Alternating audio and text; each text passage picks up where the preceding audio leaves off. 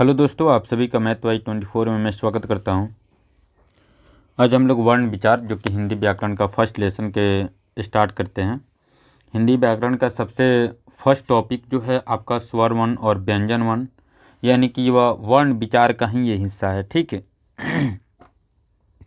अब वर्ण विचार को हम किस तरह समझते हैं, किसका इसमें बहुत सारी चीज़ें होती हैं। जैसे मान लीजिए इसका उच्चारण स्थान कैसे किया जाता है, व्यंजन वर्ण कैसे बनता है, किसकी मदद ली जाती है, स्वर्ण वर्ण है क्या, उसके बारे में हम लोग पढ़ने का प्रयास करेंगे।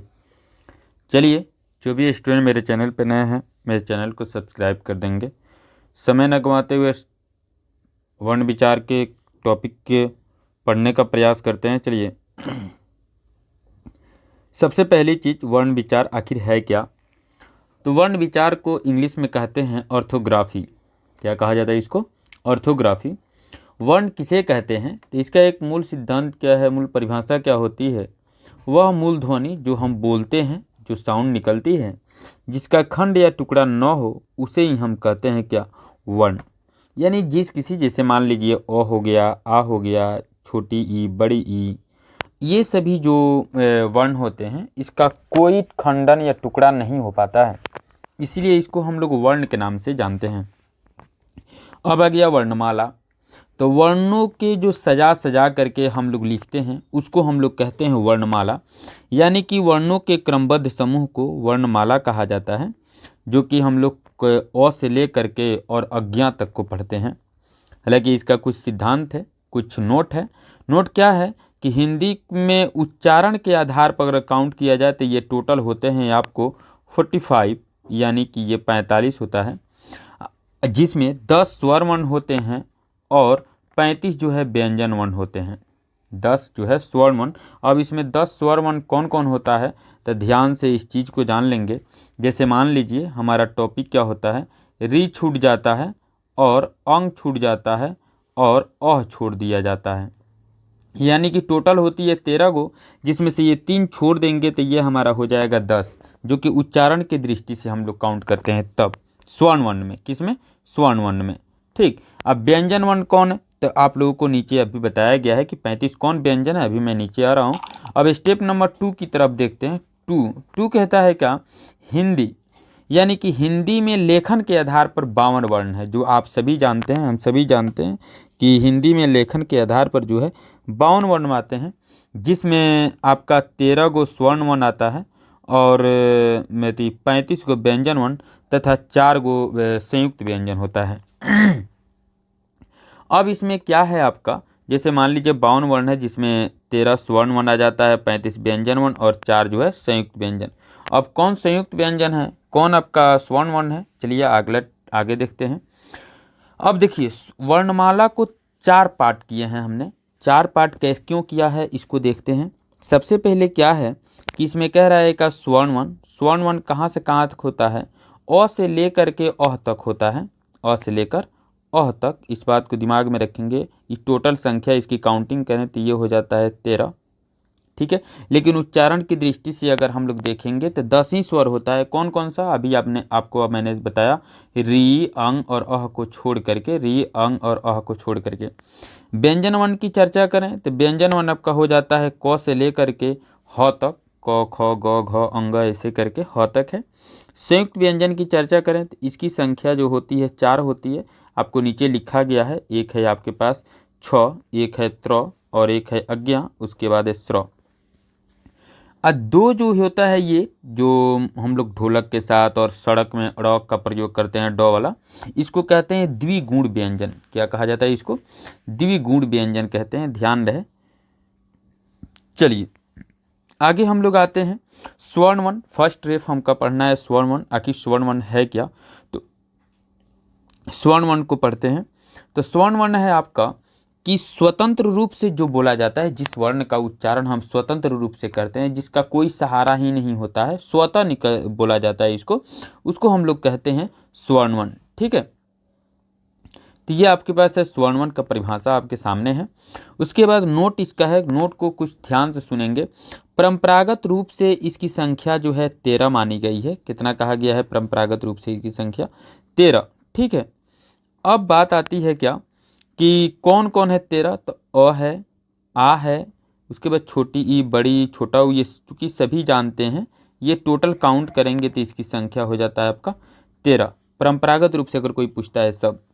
अगर आपको उच्चारण की दृष्टि से अगर कोई पूछता है तो इसकी संख्या आप 10 बताएंगे। कहाँ से कहाँ तक होता है, तो आपके सामने अ से ले करके और औ तक, मतलब इसमें कौन कौन सा मान नहीं लिखा गया है, एक री नहीं लिखा गया है, एक अंग नहीं लिखा गया है और एक अह नहीं लिखा गया है। तो देखिए, री और अंग, अंग को कहते हैं हम लोग अनुस्वार, क्या कहा जाता है, अनुस्वार, और अह को कहा जाता है विसर्ग, विसर्ग, और ये दोनों को कहा जाता है आपको अयोगवाह। ठीक है, अब हमारी बात आती है स्वर्ण वर्ण को कितना है, स्वर्ण वर्ण के भेद कितने हैं। हालांकि मैंने स्वर्ण वर्ण की परिभाषा आपको ऊपर लिख दिया है, आप उसको नोट कर लेंगे। चलिए, स्वर्ण वर्ण के बारे में अगर हम लोग पढ़ते हैं तो स्वर्ण वर्ण के 3 टॉपिक होते हैं। फर्स्ट ट्रिप क्या है आपका, एक है ह्रस्व स्वर, एक है दीर्घ स्वर और एक है आपका प्लुत स्वर। अब ह्रस्व स्वर किसे कहते हैं, तो ह्रस्व स्वर को एक मात्रिक स्वर भी कहा जाता है। इस टॉपिक को याद रखेंगे, ह्रस्व स्वर को एक मात्रिक स्वर के भी नाम से जानते हैं, जिनके उच्चारण में बहुत ही कम समय लगता है। हालांकि आपको पता है कोई भी वर्ण का उच्चारण करते हैं तो उसमें समय का अभाव होता है, यानी समय लगता है, तो जिसमें बहुत कम समय लगता है उसको हम लोग कहते हैं क्या, ह्रस्व स्वर कहा जाता है। अब कौन कौन है ह्रस्व स्वर में, एक आपका अ है, एक आपका मेथी छोटी ई है, उसके बाद ऊ है, उसके बाद री है। ठीक है, 4 ही होते हैं ह्रस्व स्वर। उसके बाद आता है दीर्घ स्वर। अब देखिए, अब कहता है दीर्घ स्वर का परिभाषा में, दीर्घ स्वर को अगर हम लोग पढ़ते हैं तो इसमें होता है क्या, इसको द्विमात्रिक स्वर कहते हैं, मतलब कि जिनके उच्चारण में ह्रस्व स्वर से अधिक समय लगे, माने इसकी तुलना में अधिक समय अगर 2 नंबर में लगे तो समझ जाइएगा वह दीर्घ स्वर है। इसमें क्या क्या आता है, जैसे आ हो गया, बड़ी ई हो गया, बड़ा ऊ हो गया, ए हो गया, ए उसके बाद सॉरी 2 ए हो गया है, आपको टाइप करने में गलती हो गई है, तो आप आ, बड़ी, बड़ाऊ, ए, उसके बाद ओ, उसके बाद ओ, मतलब कि इसको आप न लेंगे, ये वाला आपको रहने दीजिएगा। ठीक है, एक ही है। चलिए, उसके बाद हम लोग आते हैं प्लुत स्वर। प्लुत स्वर क्या है आपका, इसको त्रिमात्रिक स्वर के नाम से जानते हैं। त्रिमात्रिक स्वर जिसके उच्चारण में, अब देखिए, अब दीर्घ स्वर की अपेक्षा तुलना करेगा, ये दीर्घ स्वर की अपेक्षा तुलना करेगा कि जिनके उच्चारण में जो है दीर्घ स्वर से भी अधिक समय लगेगा, किससे, दीर्घ स्वर से भी अधिक समय लगेगा, उसको हम लोग प्लुत स्वर कहते हैं। जैसे में ये हिंदी का 3 है। हालांकि देखिए, इसका प्रयोग कहाँ करते हैं, ज़्यादातर जब समझेंगे कि किसी वर्ड्स को एक लंबे लय में जब लेकर के जाते हैं तो उसमें हम लोगों का इसका प्रयोग करते हैं। जैसे फॉर एग्जांपल, मान लीजिए कोई व्यक्ति उपयोग करता है ओम, ओम, तो एक लंबा लय लेता है ओम, फिर लास्ट में जाके गिराता है, मतलब इसका नोट मैंने लिख दिया है किस चीज़ में इसका प्रयोग किया जाता है। तो इसका प्रयोग ज़्यादातर हम लोग देखते हैं कि पुकारने में या नाटक के संवादों में इसका प्रयोग किया जाता है, किसका, प्लुत स्वर का। फिर आते हैं व्यंजन वर्ण। व्यंजन वर्ण आखिर है क्या, तो देखिए, व्यंजन वर्ण किसे कहते हैं, तो व्यंजन वर्ण उसे कहते हैं जिस वर्ण का उच्चारण स्वर्ण वर्ण की सहायता से की जाए। यानी कि जो अभी हमने स्वर्ण वर्ण को ऊपर पढ़ा कि स्वर्ण वर्ण की सहायता से जिस वर्ण का उच्चारण किया जाता है उसको हम लोग व्यंजन वर्ण के नाम से जानते हैं। अब हमारी बात आती है जैसे क, ख, ग, घ, डॉट डॉट डॉट, तीनों स हो गया, ह हो गया, माने ह तक ही हमारा व्यंजन वर्ण होता है। अब कैसे कह सकते हैं कि ये व्यंजन वर्ण स्वर्ण वर्ण की सहायता से ही बोली जाती है, तो मान लीजिए आपके पास क है, क को जब आप तोड़ोगे तो क हलंत जोड़ अ मिल के ही बनता है क्या, क, यानी कि स्वर्ण वर्ण की सहायता यहाँ ली जा रही है, यानी स्वर्ण वर्ण की सहायता से ही हम व्यंजन वर्ण को बोलते हैं। ठीक है, तो व्यंजन वर्ण की संख्या क से लेकर के ह तक होता है, इस बात को दिमाग में रखेंगे। चलिए, उसके बाद हम लोग आते हैं व्यंजन वर्ण।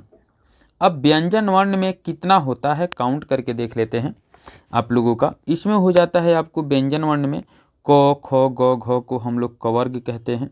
उसके बाद चौथा जो को हम चवर्ग कहते हैं, टठर डौड़ा को हम लोग टवर कहते हैं, इसको तवर कहते हैं, इसको पवर कहते हैं। इन सबों को हम लोग स्पर्श व्यंजन के नाम से जानते हैं। हालांकि इसको मैंने टॉपिक के रूप में बांट दिया है, एक स्पर्श व्यंजन है, एक अंतस्थ व्यंजन है, एक ऊष्म व्यंजन है। तो देखिए कवर क से लेकर के अंग तक को कवर कहा जाता है, च से लेकर के इ तक को चवर कहा जाता है, ट से लेकर अड़ तक को टवर कहा जाता है, त से लेकर न तक को तवर कहा जाता है और प से लेकर के म तक को पवर कहा जाता है। ये टोटल होते हैं आपको 25। कितना होता है? 25। उसके बाद आता है अंतस्थ व्यंजन में। अंतस्थ व्यंजन में जो है आपका 4 होते हैं। एक हो गया आपका य, उसके बाद र, उसके बाद ल, उसके बाद व, इसको अंतस्थ व्यंजन कहते हैं। उसके बाद है ऊष्म व्यंजन। ऊष्म व्यंजन में तीनों स होता है आपका, तालव्य स, मूर्धन्य स, दंत स, उसके बाद ह, यानी ये ऊष्म व्यंजन है। ठीक है, आपको स्वर वर्ण और व्यंजन वर्ण के बारे में मैंने आपको समझा दिया। अब इसका मेन टॉपिक क्या है कि इसका उच्चारण स्थान। इसका वीडियो आपको कल इस यूट्यूब के माध्यम से मिल जाएगा। चलिए फिर मिलते हैं नेक्स्ट क्वेश्चन के साथ नेक्स्ट वीडियो में। आप सभी को जय हिंद।